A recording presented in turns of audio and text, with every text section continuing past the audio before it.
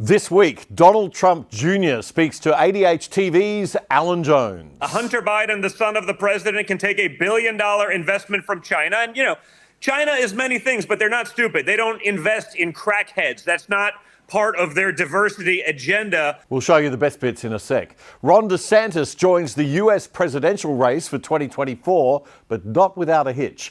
More astounding revelations at the inquiry following the Brittany Higgins and Higgins-Lehrmann trial. And we explain clearly and simply what the shocking Durham Report in America is all about and what you need to know about the campaign to get Trump.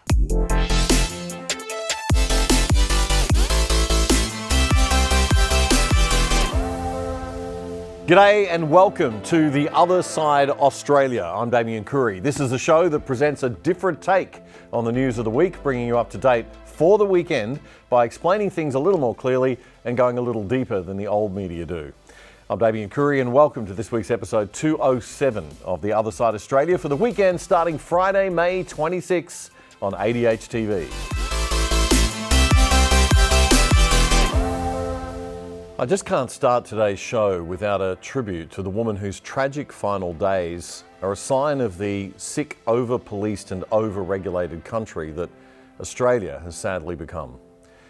As you've no doubt heard by now, 95-year-old great-grandmother Claire Noland died at around 7 p.m. on Wednesday night. She was tasered by a police officer at her nursing home in the New South Wales town of Coory near Canberra, because she was walking towards the officer holding a steak knife. She walked with a walking frame and she was 95 years old, so it's hard to imagine that she posed a threat worth the use of a taser. Tasers can be lethal to people with heart or other conditions. They are not a tool the police should use lightly, and they should never be used on any elderly person under any circumstances. They've charged the 33-year-old senior constable involved, but that is not going to solve the real problem, which is obviously a serious issue with training within the New South Wales Police Force. Heads must roll within the force at a senior level. This is just unacceptable. Mrs. Noland is believed to have suffered a fractured skull and a serious brain bleed after falling and hitting her head as she was tasered. I wonder what Claire was like when she was younger. In a statement, Mrs. Noland's family said she was a well-respected, much-loved and giving member of her local community and the loving and gentle-natured matriarch of the Noland family. It's not clear whether she suffered dementia, but wandering nursing homes at night is something elderly people do quite often. But this was the final days of the life of a woman who meant a lot to her family, lived through World War II, and probably had a long and very meaningful life. Too meaningful to end in such a hideous way. We have failed her. This isn't just a failure of policing, it's a failure of our aged care system, our state and federal governments, and all of us as citizens in not taking more care in who we vote for and why. It's the symptom of a state of affairs that we're all a little bit responsible for, I think.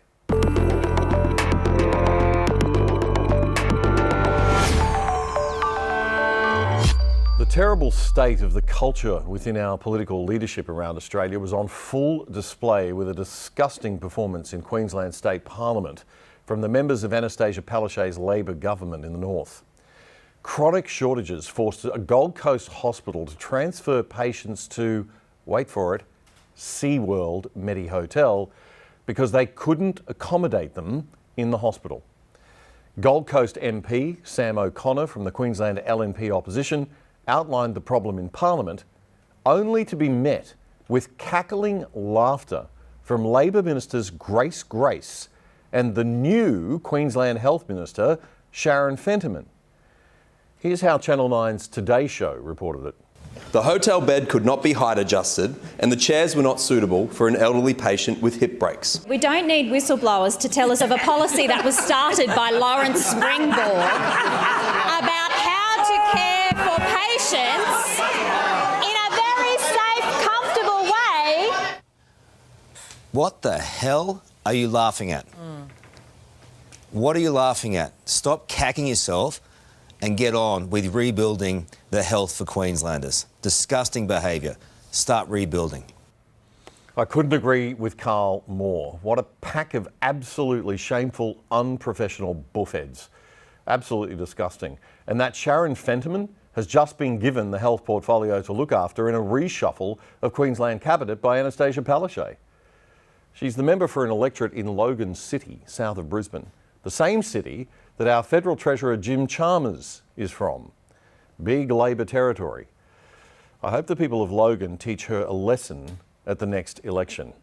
It's shameful stuff.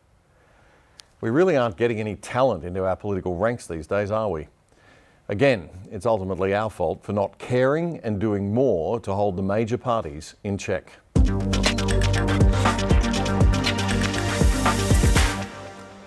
The son of the former US President Donald Trump says it is time to radically reform big institutions in the United States, such as the FBI, that have become politically driven in their approach to criminal investigations.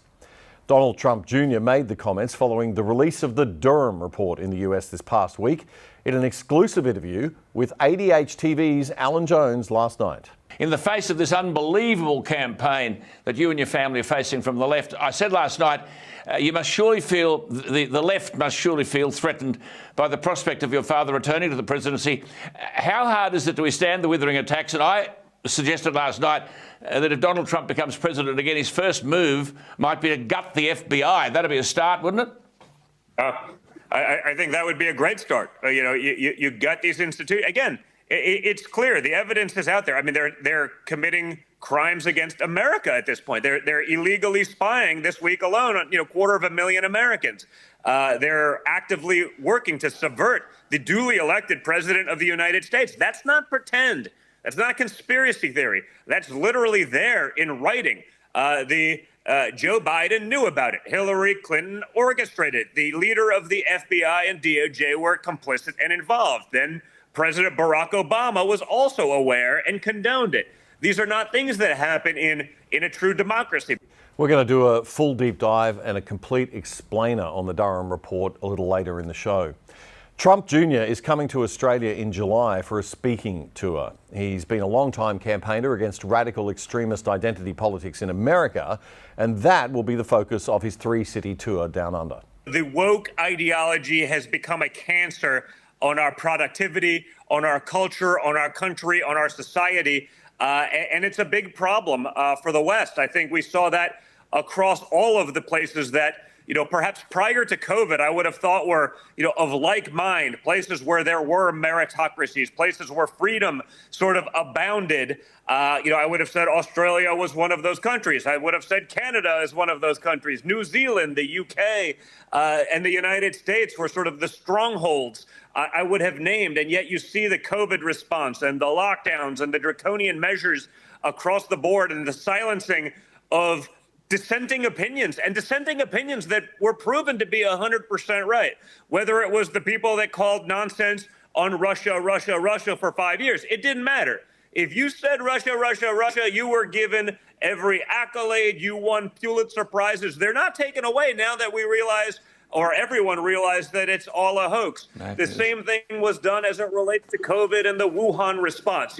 Of course it came from the Wuhan lab that studies the exact virus in question in the town that the virus originated in. That was never the least plausible answer. It was always the most plausible answer. And yet if you said that and you were in science or medicine, Alan, you were ridiculed and driven out of existence.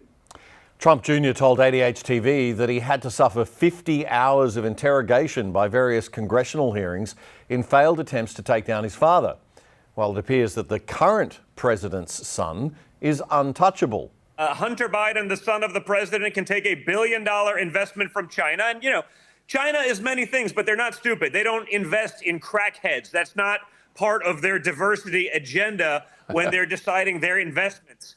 The same thing with Russian oligarchs who are money laundering, money tied to human trafficking and sex trafficking rings across Europe. If I did any of those things, I'd be in jail right now. When it's done by the leftist president and the son of the leftist president, it's not even a topic of conversation. It can't be touched. It's that poison in that ideology. So for me, how do I do it? I do it because I fight. That's what I do. I'm not going to take it lying down. I have 5 young children, and there's far too much at stake. Donald Jr. is a graduate from the prestigious Wharton School of Business and a 45-year-old father of 5 who says his biggest concern is for the future of his kids. The attack on family structure, the attack, the pushing of some of these concepts, Alan, that a few short years ago we would have said there's no way that even the most radical of the left can believe this. In our country, it's the pushing of genital mutilation of young children because some purple-haired teacher indoctrinates them and tells them they don't know what sex they are. That is the cause of and solution for all of life's problems. The radical left has taken over every major institution in America and probably the world. They're pushing their nonsense ideology on everyone. They're trying to dismantle everything that is good and decent in the world and in our history. And again, I think my father's 100% spot on in all of that. Just a taste there of Alan Jones' interview with Donald Trump Jr. last night. He'll be visiting Australia in July, and you can watch the whole interview with Alan Jones on demand here on ADH TV anytime you like. Donald Trump Jr. will be in Sydney on the 9th of July, Brisbane on the 10th and Melbourne on the 11th. trumplive.com.au if you want to get tickets. Of course, the radical extremists that just like to shut down any speech they don't want to hear are freaking out about him even coming down under. One has even set up a petition. Donald Trump Jr. is an illegal, drug-taking, bigoted person who should not be allowed to enter Australia for the purpose of earning himself and possibly his father any campaign contributions. Ban him from this country, says somebody named Chris Erickson, who set up the petition. So tolerant, so respectful of the ideals of free speech that made Western civilization and Australia great. But Chris Erickson doesn't worry me. The fact that the petition has almost 6,000 signatures already certainly does worry me. And it's been shared widely on Twitter. Trevor, a landscape artist from Tasmania, says, "Sign this and stop the fanning of anti-democracy MAGA flame in Australia." They can't even hear themselves, these people. Anti-democracy? But banning political speech of your opponents is not anti-democracy. Right, okay. Got it. And do not let the Trumps use Australia as a base of operations. Stop Donald Trump Jr. getting an Australian visa. Sign the petition. Yeah, Trevor, old mate, I don't think the Trumps want Australia as a base for their operations somehow. Bizarre. But this is how the left gets things done. They're so much better at social media stuff than the right is, and it works for them. So let's see if we can beat that. I've set up a counter petition for you to sign on change.org. You can find the link on our Twitter page at OtherSideOz, OtherSideOz, AUS. And remember our rule, don't just sign it or like it, share it. Popular Conservative Governor of Florida State in the United States, Ron DeSantis, has announced that he is running for nomination to be the presidential candidate for the Republican Party against Donald Trump. He did his launch in an interview setting with Elon Musk on Twitter Spaces in a PR stunt that was as much a promotion for Elon Musk's Twitter as anything. But, oops, things didn't work out too well. Here's how the Washington Post saw it. All right, sorry about that. We've got so many people here that I think we are kind of melting the servers. So they just keep crashing, huh? So I think we're back online here. Great. All right. Well, it's certainly an incredible honor to have Governor DeSantis make this stark announcement.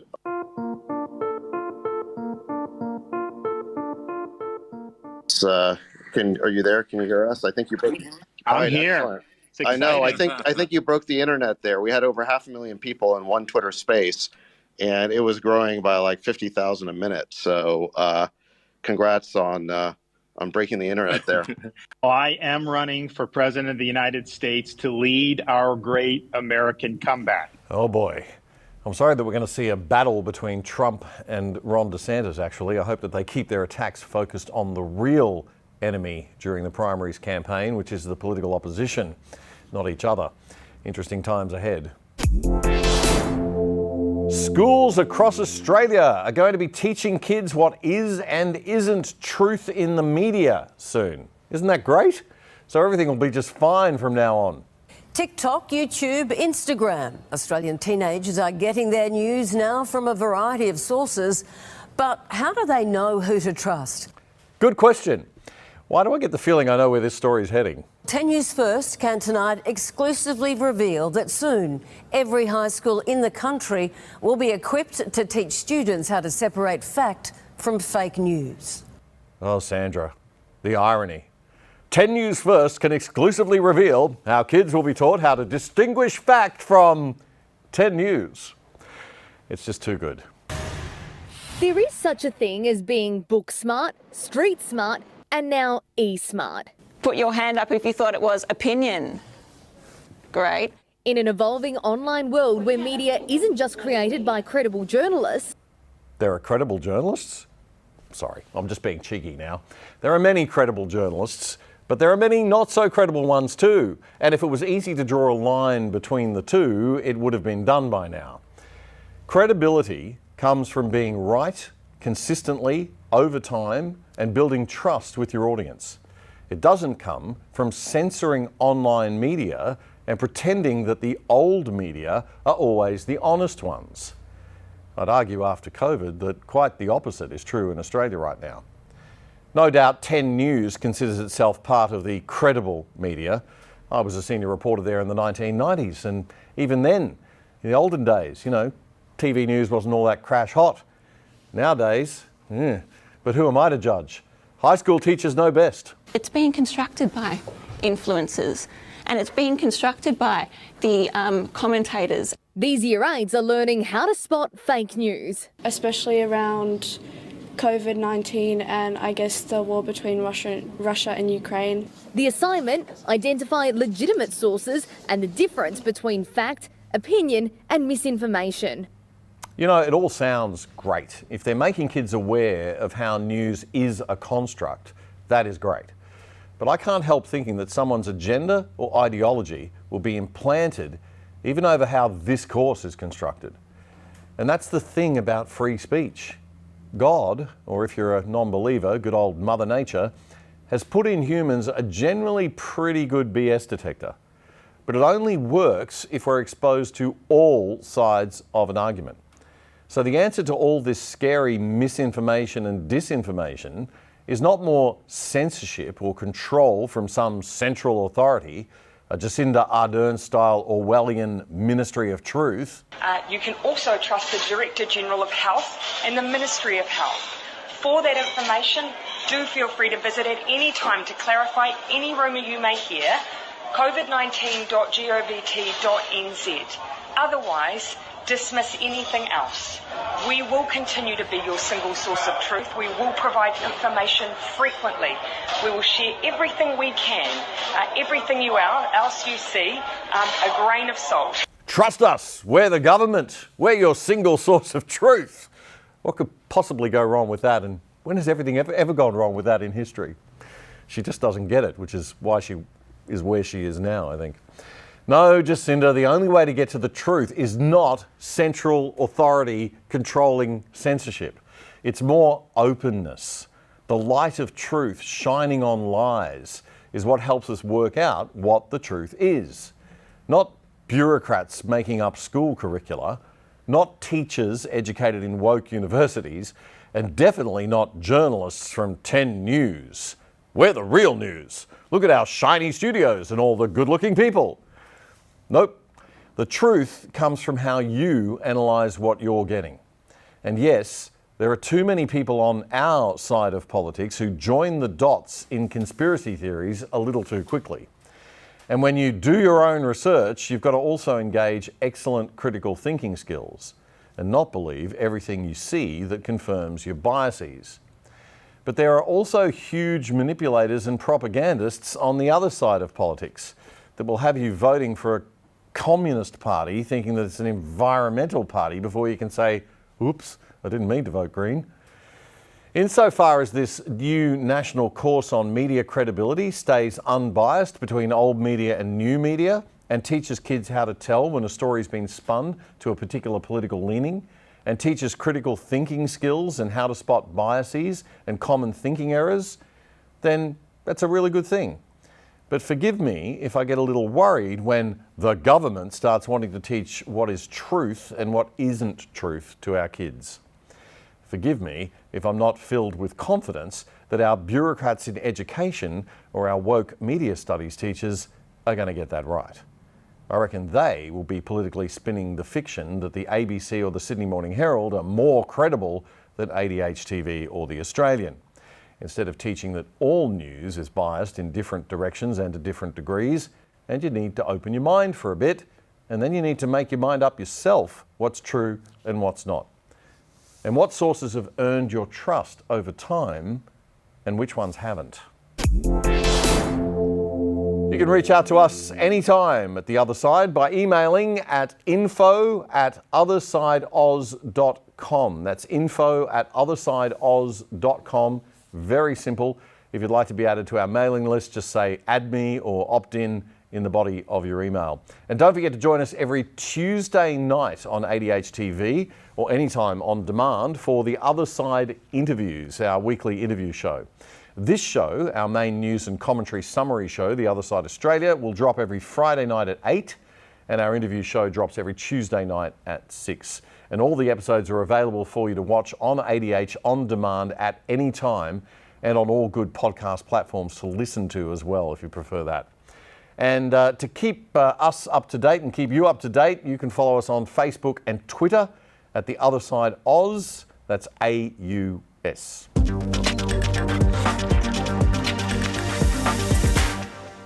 The latest week of hearings into the inquiry into the criminal justice system in the Australian Capital Territory after the aborted Brittany Higgins-Lehrmann trial has brought some even more amazing revelations than we told you about in last week's show.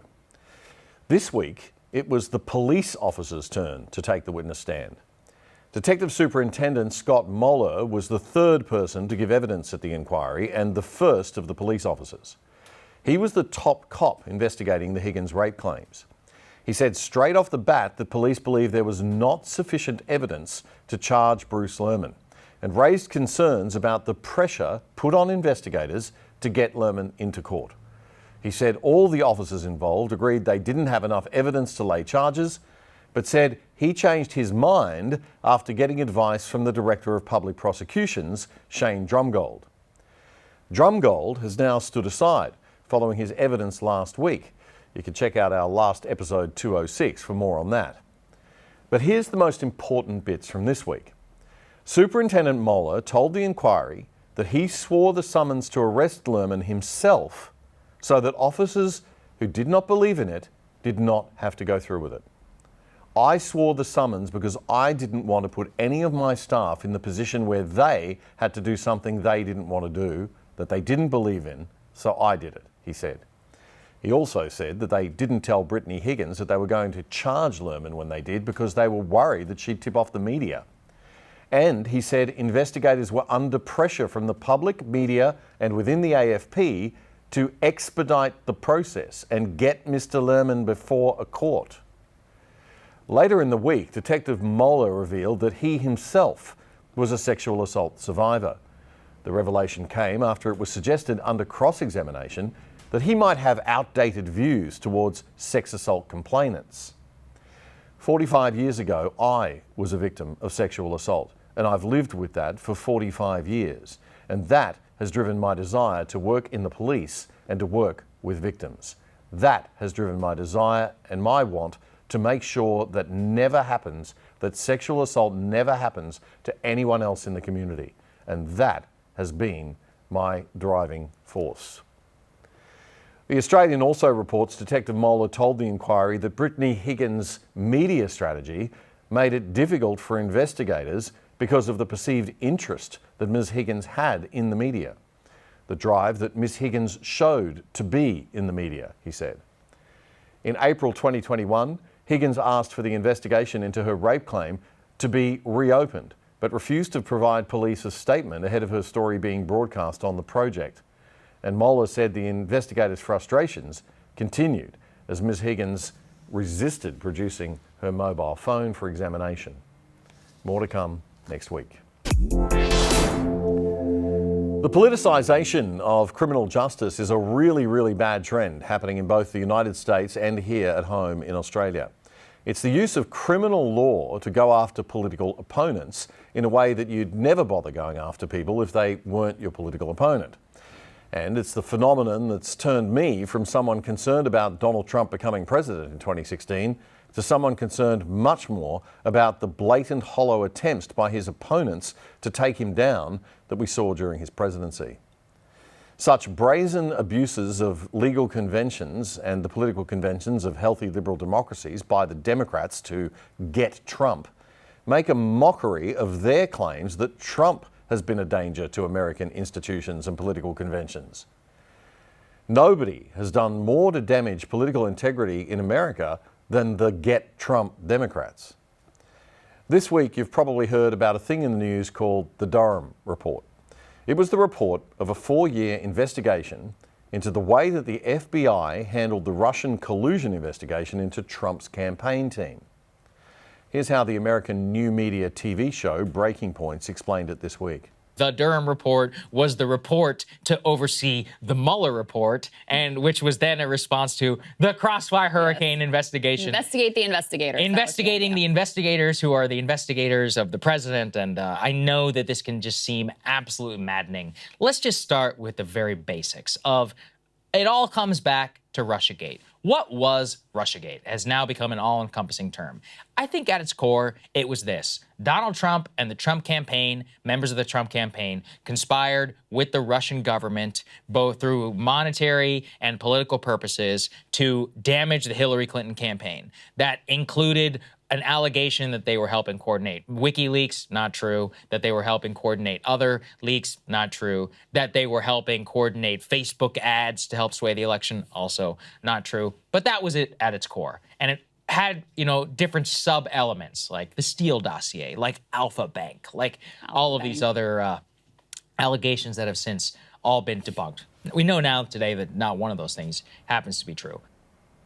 Okay, what's funny is that the whole drama actually kind of started with former Australian Foreign Affairs Minister and ex-leader of the Liberal Party, Alexander Downer, back in May of 2016. Downer had a drink in a bar in London with a young guy from Trump's campaign team called George Papadopoulos. Papadopoulos had bragged to Downer that the Trump campaign was aware the Russian government had dirt on Hillary Clinton. Later in July, news broke that the Democratic Party's National Committee's computer server had been hacked. Hearing that, Australian officials, based on what Alexander Downer had told them, told the FBI that Trump knew that Russia had dirt on Hillary. Maybe they were behind the hacking. This led the FBI to open a counterintelligence investigation into the Trump campaign. This was called the Crossfire Hurricane investigation into what the media called Russiagate. Donald Trump at the time said it was all a conspiracy and a hoax cooked up by the Democrats to divert attention from the dirt on Hillary. Australian writer and podcaster Nick Holt from the Modern Inquirer news commentary site tweeted that the FBI initiated Crossfire Hurricane upon receiving unverified intelligence from Australia, leading to the biggest lie in US political history. This inspired a retweet from American author Juanita Broderick, who wrote, "Apparently the only ones who weren't involved in the Russia-Trump collusion were Russia and Trump." But back to 2016 and the establishment of this FBI investigation into Russiagate called Crossfire Hurricane. It was trying to sort out if the alleged links between President Trump's associates and Russian officials and spies were real. Was someone in the Trump campaign team coordinating with Russia's efforts to interfere in the 2016 elections? It's important to note that Trump himself was never personally under investigation. But after he got elected, he fired the FBI director James Comey in 2017, as he was more than entitled to do as president. But Trump's critics screamed It's an obstruction of justice. And then that triggered another investigation known as the Mueller investigation. Remember that one? That took 2 years. Then in 2019, we had the Mueller Report, which found that Russian interference had occurred in a, quote, sweeping and systemic fashion by Mueller. But he also found that, yep, there were considerable links between Trump's campaign and the Russians, but that evidence did not establish that the Trump campaign had, quote, conspired or coordinated with the Russian government. Fizzer. The Democrats said, see, they were in contact. Russiagate was real. While the Republicans said, see, there was no conspiracy with Russia. There's no evidence. Fake Russia hoax. And well, they were both technically correct. And America's two completely different versions of reality were allowed to live side by side again for another day. The Trump side continued to argue that the original FBI Crossfire hurricane investigation was opened on false pretenses and for political purposes. So then there was another review done by the Justice Department Inspector General Michael Horowitz that was released in December 2019. Did it solve the mystery? Not really. It found that there was no evidence that any political bias against Trump had tainted the setting up of the FBI's Crossfire hurricane probe. But it did find that the FBI made some pretty serious mistakes in its warrant applications to investigate some of Trump's people. So again, there was a little something for everyone. The score now is political partisans 2, the well-being of America 0. It was a shameful mess and a failing of the criminal justice system to keep its hands away from politics that would make even the Australian Capital Territory blush. So given all this mess, in 2019, the US Attorney General William Barr assigned John Durham, who was the United States Attorney for the District of Connecticut at the time, to lead an investigation into Crossfire Hurricane. And now here we are, 4 years later, we have the Durham Report. And now the truth is known and all the partisan bickering has stopped, right? No. Again, there was something for everyone. Durham did not recommend charges against anyone, but he did strongly criticise the FBI and the Justice Department, saying that they, quote, failed to uphold the important mission they have of strict fidelity to the law, and saying that a full investigation by the FBI should never have been launched into the alleged Russia collusion claims. Durham said that, quote, neither US law enforcement nor the intelligence community appears to have possessed any actual evidence of collusion at the commencement of the investigation.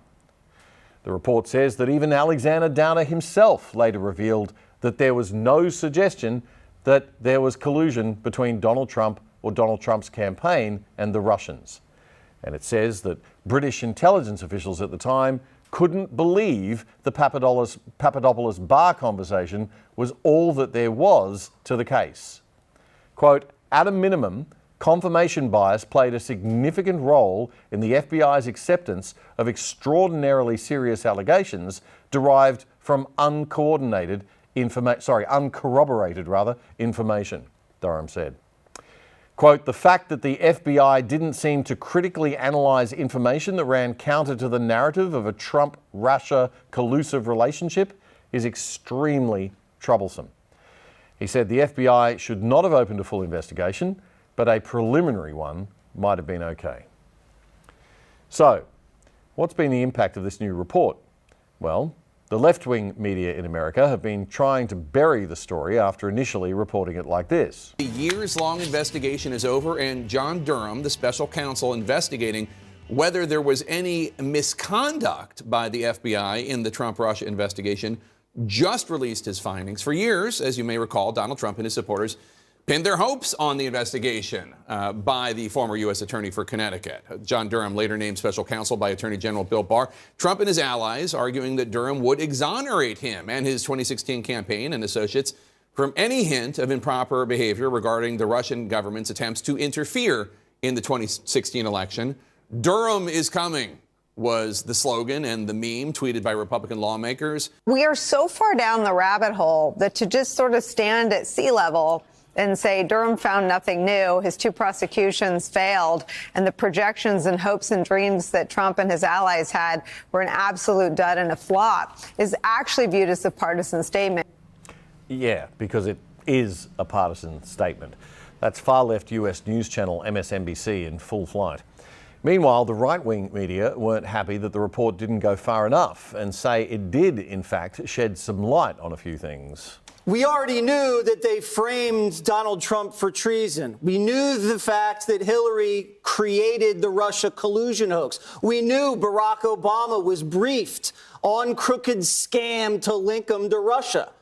And we knew that they fabricated evidence to spy on the Trump campaign. Obama administration officials spied on the Trump campaign illegally based on a hoax that Crooked cooked up. And then they cleaned it all up with the Mueller investigation, which was a fake investigation designed to tee up an impeachment that didn't work. Yeah. Here's what we didn't know. We didn't know this. We didn't know that the FBI shut down investigations into the Clinton Foundation. We didn't know that they shut down investigations into illegal foreign contributions to the Clinton campaign.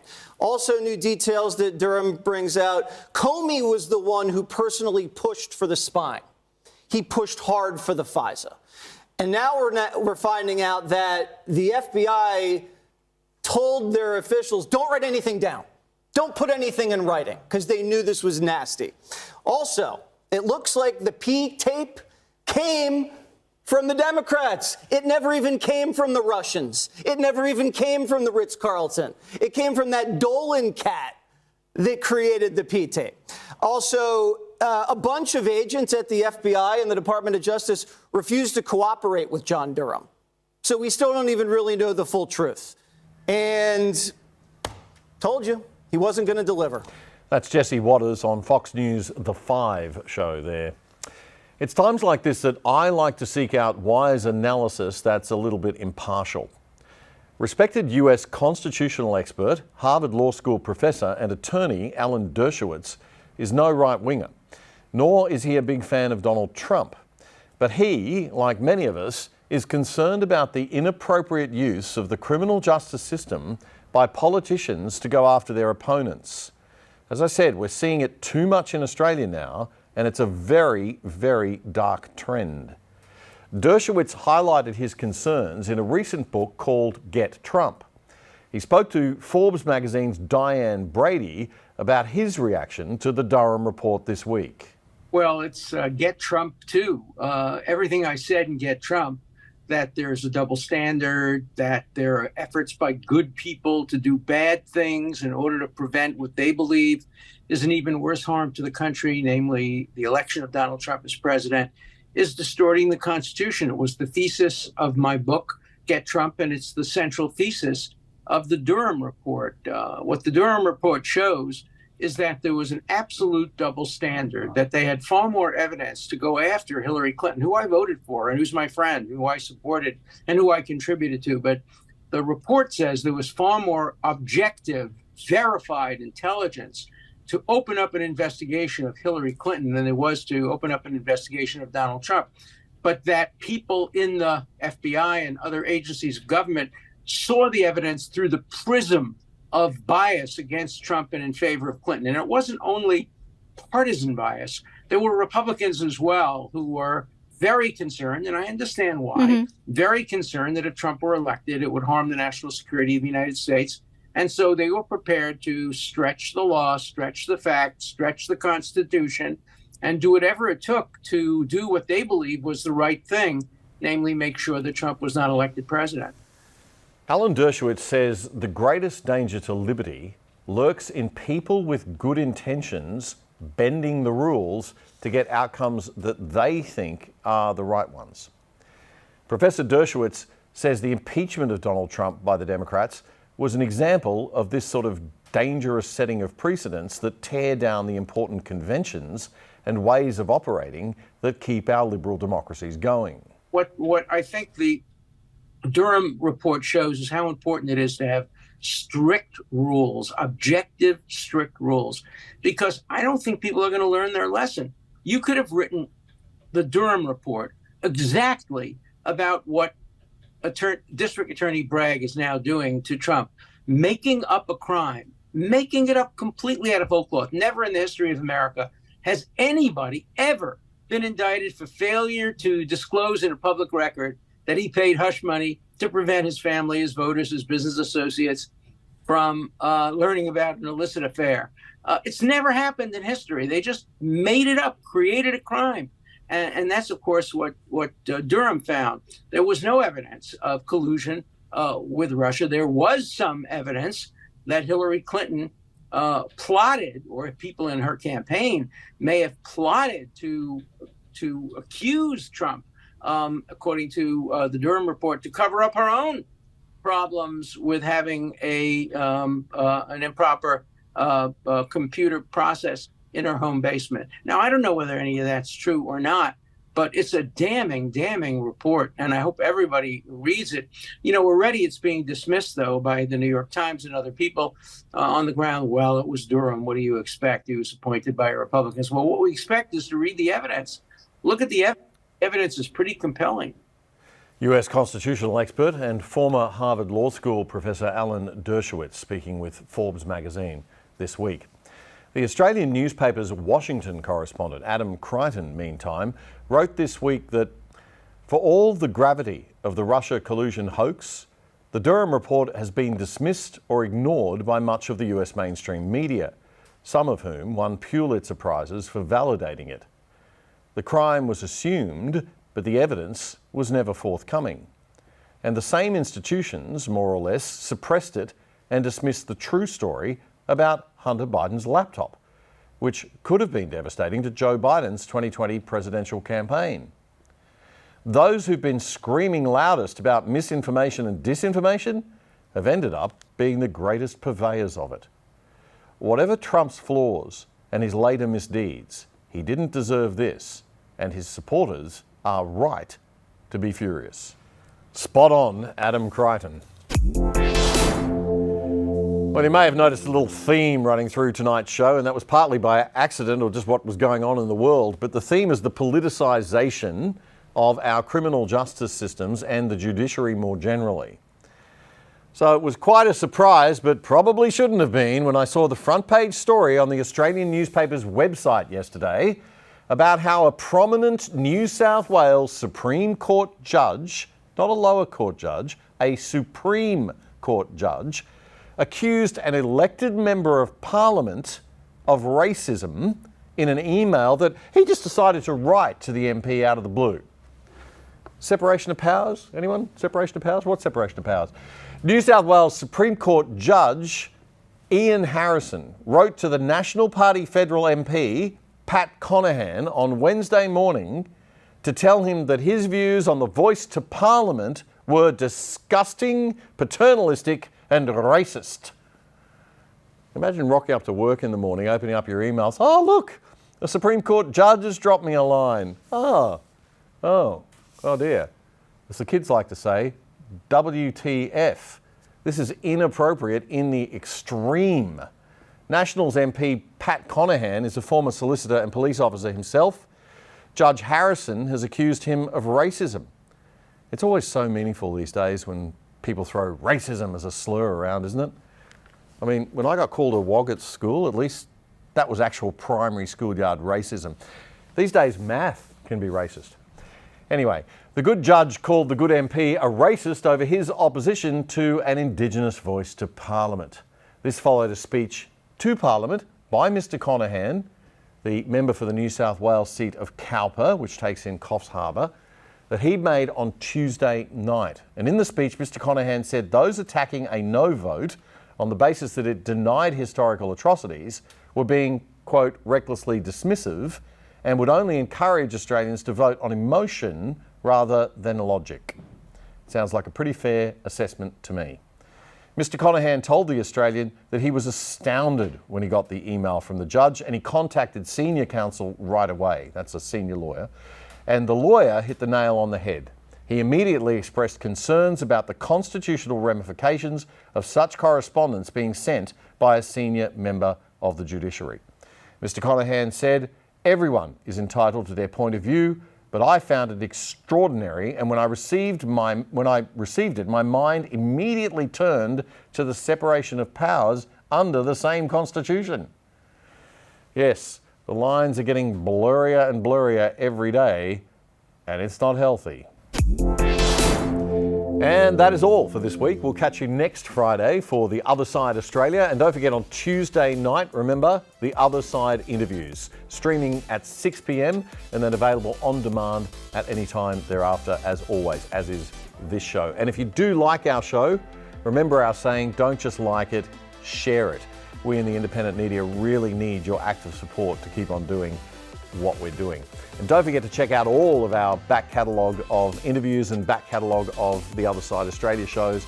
And definitely don't miss Alan Jones' interview with Donald Trump Jr., which is on demand and available now too. So have a great week and we'll catch you soon.